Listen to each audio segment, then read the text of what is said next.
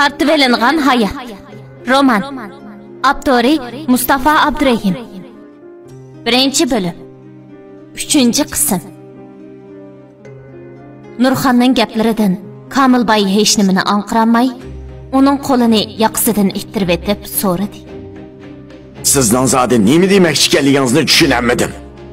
Agar ihborni bek yaxshi ko'rib, uningdan ayrilganlar kelmay, shunda qilayotgan bo'lsanglar, hafta oralig'ida uning bilan ko'rishgili yeniga borsanglar bo'ladi-ku.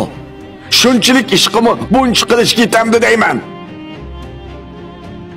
Komilboyning temkinlik bilan degan so'zlari Nurxonning tomirlaridan o'tib ketgan bo'lib, u Komilboyga o'z maqsadini tushundiramay, jili bo'g'inidan cho'vilgan chashlarini apchil qilib, beshiga tugin olukisida qilib tugib elib, bir qo'lida belini tutib, yana bir qo'lini Komilboyga tanglab turib so'zladi. "Man qarsila, ko'zimning ichiga bir qarsila, ondan o qiyir quloqlarini dim tutib gapimni anglasila. Sizlarning o ativar navirlarini 20 yil baxtim. Bizga avatgan pul pichaklarini ashu xenimni beqish uchun ishlatib, yetmiginiga qarz elib beqib cho'ng qildik. Endi navirlari cho'ng bo'lib eshakdek bo'lganda ip ketaman deb ip ketmoqchimi? Seni ishparni ip ketaman deyishdan burun, oldi bilan bizga nesi qolgan ishparning 1 yillik beqish haqqini hozirning o'zida topshirsizlar. Bo'lmasa ishparni ip ketaman deb ham xiyol qilmasizlar. Menga bundaq hurmatsizlik qilmang qizim. Men degan hozirmi ömrü bo'lgan bo'lsa, dadangizning yeshidagi odam. Siz kimning qizni bermayman deyapsiz, ha? Bermayman desangizmi, aman dadisiga topshirasiz. Chunki ihbarning dadisi odatdagi biri emas. Balki bu shaharning hamma yerida hurmatga sazovar, hamma tunishlik bo'lgan Mavlud Bakri. Men onunga bir qizi borligini deb bo'ldim. Nurxon Mavlud Bakri degan ismni anglab, Sardarning quliqiga kusurladi. Sardarmo Nurxonga beshini lang'ishtib, bir narsalarni degandan keyin Nurxon bo'ynini etib qo'yib, Komilboyga: "Qiziq. Kimning qizi bo'lsa, mening nima ko'rim? Men uni beqib cho'ng qildim. Mana men. Barcha japoni men tassam, bu xenim mol-mulki haddi hisobsiz bo'lgan dadisining yeniga ketib, issiq uyda rahat parag'at yashaydi. Ondan men mushu shaharning chetiga tashinib qolgan eski mahalladagi ko'ni uyda. Yozda qachon yomg'ir yig'ib uyimning to'g'risi tushib ketdi. Qishda ko'mir tugab qaz to'lab qolamizmi deb g'arib yashamdim. Bu mumkin emas. Agar ishparni ib ketaman desilari. Nurxonning odam qalbidan chiqqan g'alati gaplariga chidab bo'lolmagan Komilboyning tuyuqsiz qon besimi o'rlab, orqadan yurak kasali qo'zg'alib, joyiga po'xli qilib yiqildi. Komilboyning yerga yiqilishi shundaqla Nurxon bilan Sardarning Komilboyning yeniga kelib turgan shu daqiqada eshikdan Yulduz kirdi. Yulduz dadisi opasining yerda yotgan bir odamning beshida ko'zlarini chekchaytib, qo'rqib, titrab turgan holatini ko'rib, qo'qqinidan varqirab tashlag'ili tasli qoldi. Va eshikni darhol yepib, opasidan, dadisidan bu ishning zodin nima ish ekanligini, bu odamning kim ekanligini so'radi. Sardar eg'iz ochay deb turishiga Nurxon erining bilikini chimdab qo'yib, yig'lamsirab shundoq dedi: "Voy jinim qizim, bu dadangning sen tanimaydigan bir tuqqini. Bu odam bilan bizning faqatli berib kelishimiz yo'q edi.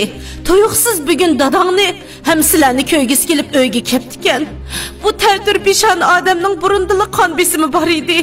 Bugun sho'rpa, polo degandek mayliq narsalarni jiqyab oldimi bilmadik. Tuyuqsizlar biz bilan xo'shlashib mengib etib, yerga gupli qilib yiqildi. Voy, endi qanday qilamiz?" Ana, bu yerda gap qilib o'tirganning o'rnida jiddiy qutqizishga telefon qilaylik. Yeydig'ini bo'lsa, doktorlar qutqizib qolsa ajab emas. Men hozir telefon qilay. Nurxon Yulduzning aloqazodalik bilan somkisidan jiddiy telefon izdayotganligini ko'rib, Komilboyning burniga qo'lini akilib, orqadan "Voy mening dadam, voy mening kalam" degandek gaplarni qilib, Yulduzni to'xtatdi va Komilboyning nafsining allaburun to'xtab qolganligini, jiddiy qutqizish chaqirgan bilanmi foydasi yo'qligini aytdi. Yulduz apsının gapini anlab, saqchiga bo'lsa-mu ma'lum qilib qo'yishni. Bo'lmasa, odam o'ltirgan degan jinoyatning ortilib qoladiganligini dedi. Nurxon odam o'ltirgan jinoyat degan gapni anglab, texmo aloqazada bo'lib ketdi va o'zini tamkin tutib, qizining qo'lidan yon telefonni elib olib, uningga Qizim, saqchiga biz ati ma'lum qilayli. Bo'lgan ahvollarni deb o'zim ma'lum qilaman. Lekin oldi bilan biz bu o'likni buguncha yon hujriga akirib qo'yib turayli. Bu odamning dadangdan boshqa tuqqunimi yo'q. Bilsan, dadang hech kim bilan aloqa qilmaydi. Shunga hozir o'likni opirib ko'mimiz deb mangsoq, boyisan degan ishlarning hammasi yuz berdi. Ham bu mahallada hech kim bizni yoqtirmaydi. Agar uyimizdan o'likni ip chiqqanimizni ko'rsa, bizdan burun saqchiga ma'lum qilib bizni odam o'ldirdi deb turmay soltib etishdan yanmaydi. U chaqda bizning o'zimizni oqlaydigan isbotimiz bo'lmag'ashqa, dadang, men, sen turmay kirib yotmoqdan boshqa amal yo'q. Shunga bu kechda saqchiga telefon qilmay turayli. At mahalladagilar ishlariga ketganda, mahallada odam yo'q vaqtda ondan saqchiga ma'lum qilib etib, bu odamning oxiratlik ishlarini ondan qilamiz qandoq? Ma'qul bo'lg'in jinim qizim. Yulduz to'g'ri deydi. Biz saqchiga ma'lum qilishimiz kerak. Kamilboyni biz o'ltirmaganimiz aniq bo'lgandan qonun doktorlari tekshirib, haqiqiy ahvolni aniqlab chiqadi. Oninggacha balkim biz tutib turish o'rnida natijaning chiqishini saqlashimiz mumkin. Ham yana kelib Kamilboy bilan mening hech qanday tuqqandarchiligim yo'q. Menga qara qizim. Bu ish hamını oshkorlanadi. Shunga sana deb bering. Kamilboy Iparning cho'ng dadisi, ya'ni Ipar bizning o'z qizimiz emas. Uni bizga beqivlish qilgan. Mana bugungi kunlikda Kamilboy navrisini dadisiga topshirmoqchi bo'lib ketgan. Oqibat Kamilboy teli yo'g'an onangning qattiq quruq gaplariga chidab bo'lolmay yiqilib qoldi. Hammaga Nurxon sababchi. Men saqchiga dilo ma'lum qilib, bo'lgan ahvollarning hammani rosti bilan deyman. Ta'limimiz kelsa, jinoyat ortilib qolmas. Agar ta'limimiz koj bo'lib qolsa, peshonimizga putilganini ko'rmay amal yo'q. Qizim, sening bu ishlar bilan faqat aloqang yo'q. Shunga agar onang ishkimizga biror ish bo'lib qolsa, ishbarga bo'lgan ishlarni aytib, o'ziga tava bo'lgan yerga topshirib bergin. Nimani topshirib berdi? Nimani? Ha? Qarab turib bu qerning o'lishiga meni sababchi chiqarib etdingiz-ku. Hay sizdek markish olamdi. Har qancha men jinoyat o'tkazgan taqdirdami, siz erkishi bo'lgandan o'z ustingizga ilib, men qildim deyishingiz kerak. Har ishkilarning bu ishni oshkorlashinglarga ruxsat yo'q. Bu qerning bu yerda o'lib qolishini kim o'ylagan? Bizni birasiga hech nima demasak, bu ishni hech kim bilmaydi. Yamini kelsa, bu qerning sisiq o'ligini mushu o'yning tigini ko'lab, yerning tigi ko'mib etishdim yanmayman. Ey, to'xta. Bu qerning o'lginimi bir hisobda bizga yaxshi bo'lgandek turdi. Agar biz Iparning o'rnida o'z qizimiz Yulduzni Mavlud apandiga bu sizning qizingiz deb topshirib bersak, u odamni o'zining tunji so'ygan yaridan bir bolsa borligini bilib, hayajonda turgan paytda Yulduzning rasiyalganligini tekshirib yurmaydi. Bu amal bo'g'idek. Bizning qizimiz boy oilaning qiziga aylangandan keyin bizning bu g'urbatchilikda o'tgan kunlarimizmi oxirlashib, boy yashab turmushga erishimiz. Qandoq dedim Sardar? Sen-chu qizim, fikrim sana yoqdimi? Nurxonning og'zidan chiqayotgan gaplarni anglagan Yulduzning yuziga bilinar-bilinmas so'z kulki yugurdi va darhol dadisi Sardarga qaradi. Sardar og'zini bir qo'li bilan emas, ikki qo'lida etib olib, Nurxonga qarab, beshini chayqab turadi. U qizi Yulduzga qaradi. Yulduz Nurxonning mo'risini tutqach, o'ziga ko'zining quyruqida qarayotganligini ko'rdi. Va ona bola ikkisining yomon g'arazda bo'layotganligini his qilgan Sardar ona bola ikkisiga qo'lini shiltib turib, "Senlar ishking o xiyollaringdan voz kechish. Hamma odam o'zi ta'alluq bo'lgan yerda turish kerak. Ipar tug'ilishidilla esil martabalik boy oilaga tava. U shu yerda tug'ilgan. uning dada taraf jamiyatimi, ona taraf jamiyatimi cho'ng boy jamiyat. Bizning peshonimizga tug'ilishimizdan namratlikda o'tish kutilgan. Shunga burun Iparning ona jamiyatida bog'vallik qilib jon boqqan bo'lsak, mana hozirgacha yana shu Iparning iltifotida yashab ketdik. Sizlar nima degan zaharxandi? Ey, dut insofsiz xotin! Iparninkini qizingga yuguzib, Iparninkini qizingga kaydirib to'ymadingmi? Shu gaplarni qilgacha vijdoning ozroq bo'lsimi ko'yishmadimi? Sencho Yultuz, acaba sendami vijdon yo'qmi? Iparning hayotini uningdan tortilishga ko'ngling unamdi. Ey, onangning boyi aytgan nomussiz gaplarini anglab, onangga tarbiya qilish u yoqda tursin, uning mo'risini uvlab maymoq ko'rib yuraysan-ku. Hey, yana desam, yana shu. Har ishking anglab turish. Bizning peshonimizga nomrat o'tish putilib ketgan. Buni o'zgartiman debmi o'zgartamaymiz. O'zgartaligan bo'lsak, hozirgacha o'zgarib, kunlarimiz hech bo'lmasa normal kishilarning turmushiga o'xshagan bo'ladi. O'zimizni o'ylab, boshqalarning hayotini vayron qilsak, qandoq bo'ladi? Sardarning gapi tuga-tugmay, Nurxonning og'zi ochilib, uy ichini bir mahal varang-churang qopladi.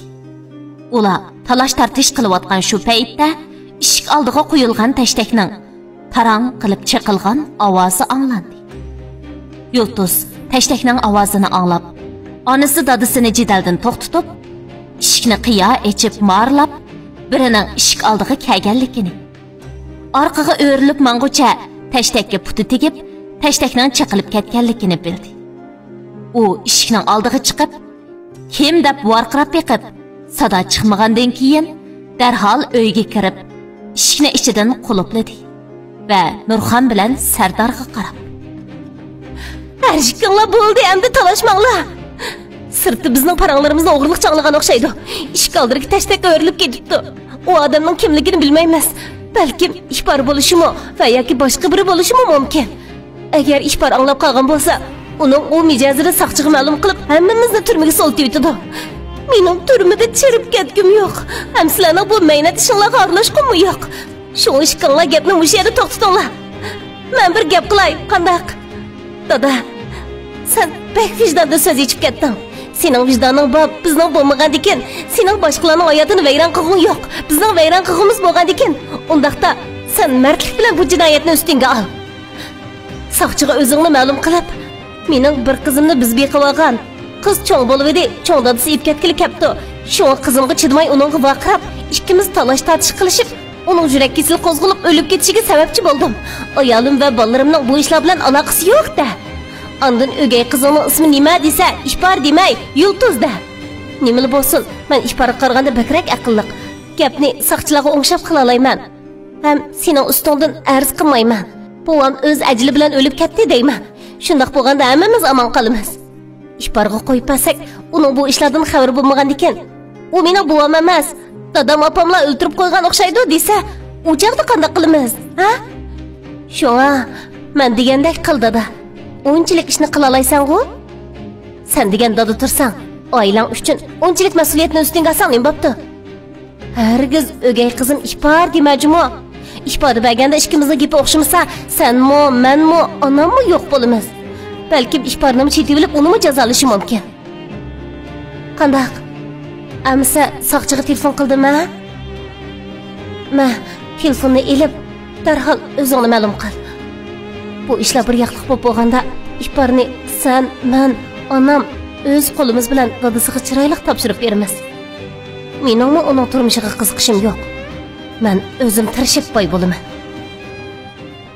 Yultuz dadasiga gap qilishga fursat bermay, saqchixonaga telefon qilib, dadasining qo'liga tutqizib qo'ydi.